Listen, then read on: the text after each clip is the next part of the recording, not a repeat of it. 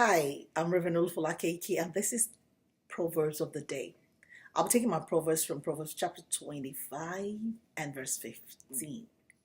The Message translation says, "A patient persistence pierces through indifference, and a gentle speech will bring down walls." Patience. I'm not really good with that, and God has been helping me. I mean, it's something I really pray about. I love instant things. I don't like being on queues. I don't like waiting for people. I don't like things dragging. I don't like people who will drag. I think I have issues, and God is helping me. Trust me, I'm praying about it.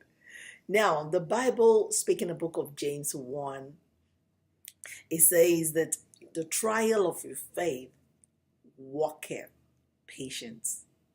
Now I know that you can't just, you know, be patient. No. It comes because the fruit of the Spirit is not a gift. It's something you need, to grow. And God helps you to grow it through trials. So whenever you're waiting on God for something and you don't just get it, it's not because it's not available. He's God. He's there. But He's trying to build patience. Why? Because you need patience to get through to people who are high and mighty. You need patience to get through to your partner. You need patience to get through to your boss. And the Bible says, patient persistence will pierce through their hearts.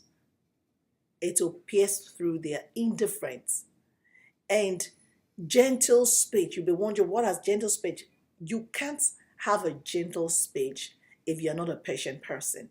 You just want to say something and get a reaction immediately.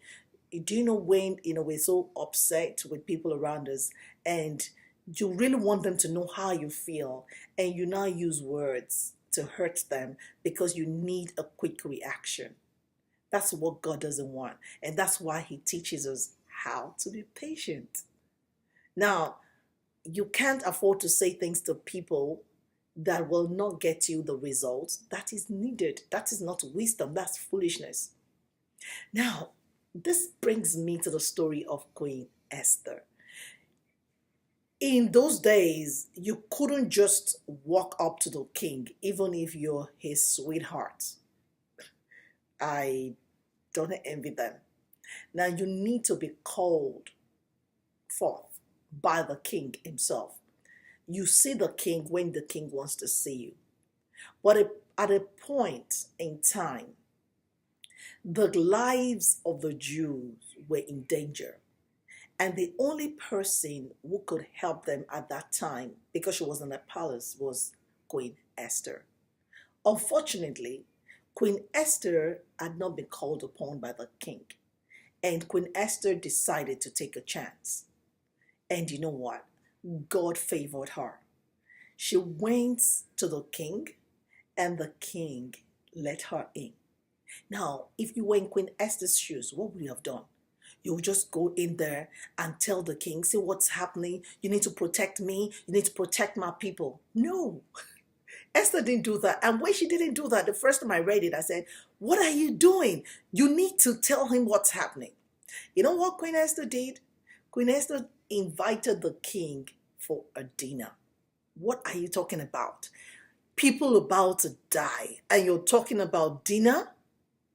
And okay, the king said, I'll be there. And when the king came, I was just like, now, spill it out. Spill it. You need to tell the king so that he can get Haman arrested, because Haman was the one who wanted to destroy the Jews.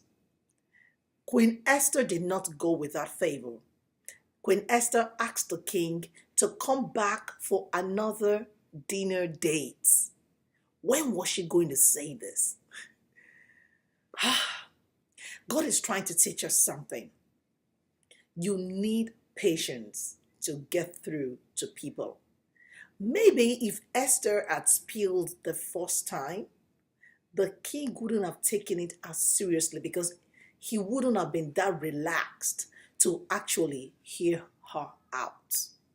Sometimes you need to get people relaxed. You need a good atmosphere to be able to get through to them. What am I saying?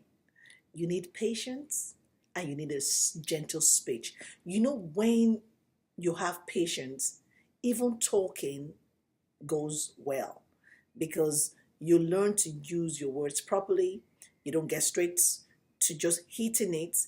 You build things around what you want to say.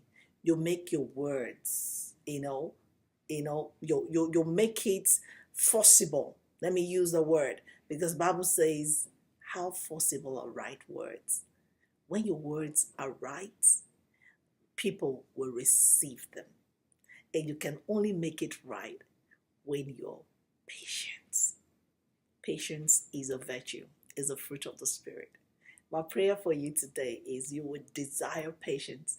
And when next your faith is being tried, your perspective will be different. You will see it as God is building up patience in me. He's not punishing me. God bless you.